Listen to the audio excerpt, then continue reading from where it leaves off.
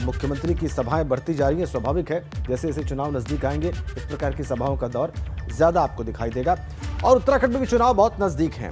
ऐसे में उत्तराखंड के लोग क्या सोच रहे हैं, ये जानना भी जरूरी है। बिल्कुल, और यही जानने के लिए हमने सर्वे किया है। एबीपी और सी वोटर के सर्वे में एक बार फिर से जनता का मूड बदला हुआ दिखाई दे रहा है। और अगर अभी चुनाव हो तो किस पार्टी को कितने वोट मिलेंगे और मुख्यमंत्री के तौर पर जनता की पहली पसंद कौन है, वो आप इस रिपोर्ट में देखिए।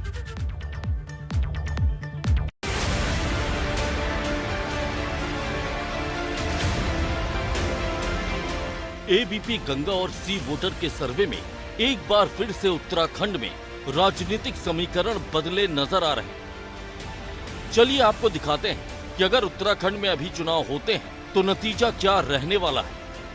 अगर अभी चुनाव होते हैं तो भाजपा को उत्तराखंड में 40% वोट मिलने का अनुमान है, जबकि कांग्रेस को 36% वोट मिल सकते हैं। वहीं आपको 13% वोट और अन्य पार्टियों को करीब 11% वोट मिल सकते हैं। सवाल ये है कि उत्तराखंड के वोटर्स के मूड में 4 महीनों में कितना बदलाव आया है, ये जानना भी बेहद जरूरी है। सितंबर से लेकर अक्टूबर तक सियासी हवा कितनी बदली और किस पार्टी को कितनी सीट मिल सकती है, चलिए ये भी आपको बताते हैं। उत्तराखंड में विधानसभा की कुल 70 सीटें हैं।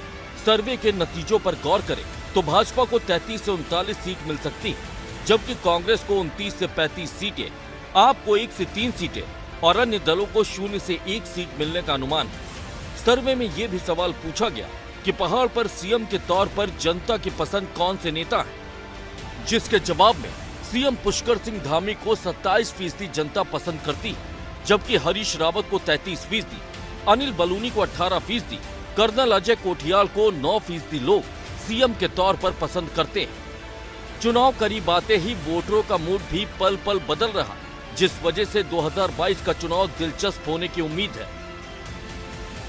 Bureau report, ABP Ganga.